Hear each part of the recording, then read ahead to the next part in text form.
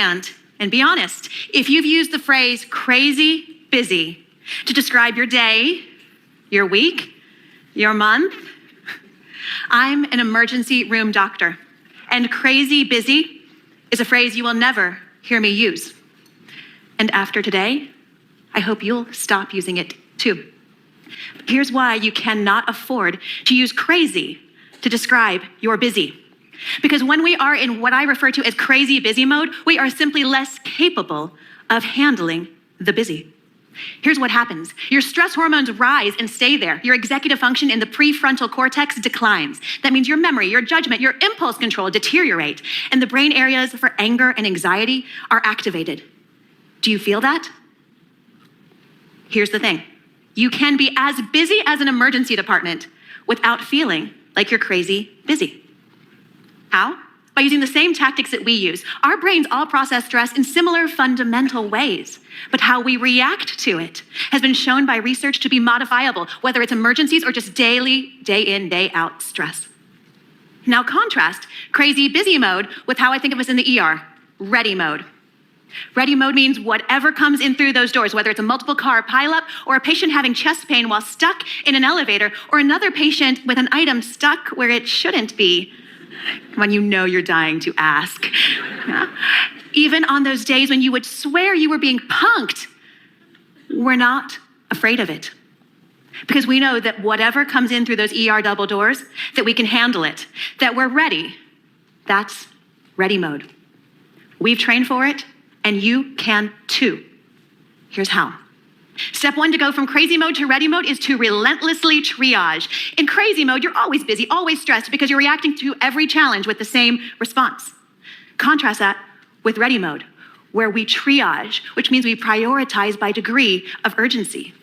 This isn't just a nice way to get your to-do list done. Work by Dr. Robert Sapolsky shows that individuals who cannot differentiate threat from non-threat and react to everything with the same response have double the level of stress hormones, which is why this is the first skill to learn. You can't take care of them all at once, but you don't have to, because we triage. Red, immediately life-threatening. Yellow, serious but not immediately life-threatening. Green, minor. And we focus our efforts first on the reds. Now hear this. Part of the problem in crazy mode is that you are reacting to everything as if it is red. So start by triaging correctly. Know your reds.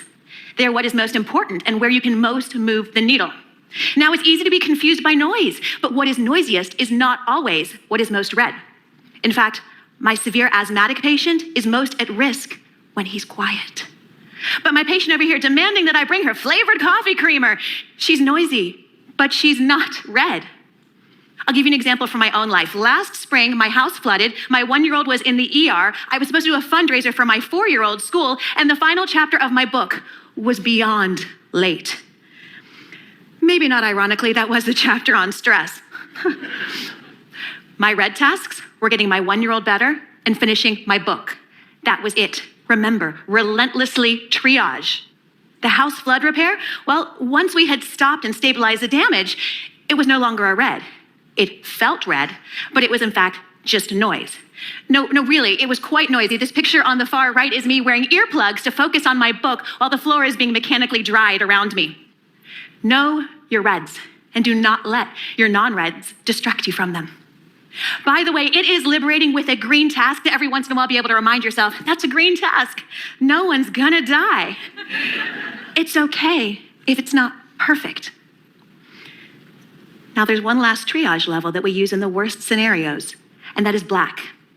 Those patients for whom there's nothing we can do, where we must move on.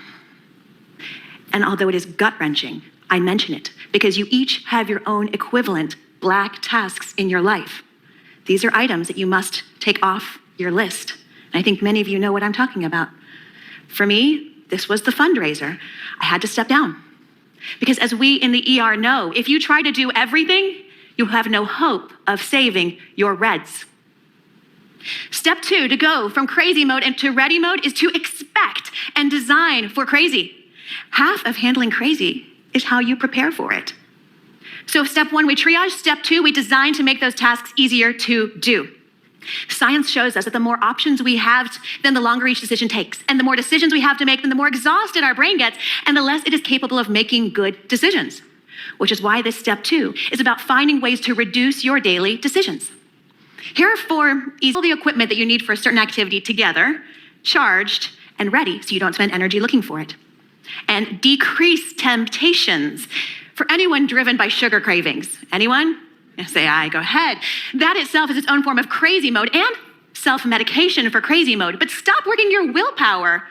Design differently. If a food is out of immediate reach, such that you have to use a stool to reach it, even when it's chocolate, study participants ate 70% less without thinking about it. I know, let that sit for a second. Design to make the choices you wish to make easier. Which brings us to the 3rd step, to go from crazy mode to ready mode, and that is to get out of your head. Come with me, different story. I'm working in a small satellite ER. When a woman comes in labor, I realize that the cord is wrapped, not once, but twice around the baby's neck, and I'm the only doctor. I was scared, but I couldn't let it derail me. Because you see, we all get nervous, we all get scared, but it's what you do next that matters. That first feeling isn't the problem. It can be an important sign.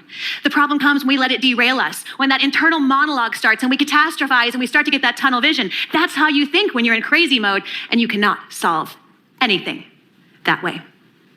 Now, I promise to come back to the story, but first, how do I get out of my own head? There are many tactics that you may hear, but for me, I find it best in the moment to actively put my focus on someone else, to deliberately make myself see the person in front of me, see myself in the arena with them. What do they need? What do they fear? And how can I help? This may sound like a whole lot of warm and fuzzy to you, but it's not. In fact, research shows that when you prime your brain with what is essentially compassion, we disrupt that tunnel vision and internal monologue. You widen your perception so your brain can actually take in broader information, so you see more possibilities and can make better decisions. Try it. Know that your internal monologue can derail you. And realize that when you get out of your own head, you get out of your own way. Now, what happened to that baby? I focused not on my fear, but on the mother and the baby and what they needed me to do. Got the cord off of the baby's neck, and a healthy, screaming, kicking baby arrived just as a dad ran in from the parking lot. Hi, you have a son. I'm Dr. Daria. Congratulations. You want to cut the cord? And for a moment, the strong cries of a newborn drowned out the beeps and the sirens that are the normal sounds of the ER. But there was also something else. Because when I walked back out of that mother's room, I saw several of my other patients hovering nearby. I suddenly realized that despite their own problems that had brought them to the emergency room, they had all come together to root for this baby, and they now together shared in the joy. Because that is what happens when you go from crazy mode to ready mode. Others notice. They want it too. They just don't know how. They just need one example, which could be you. Own the busy, but stop calling it crazy.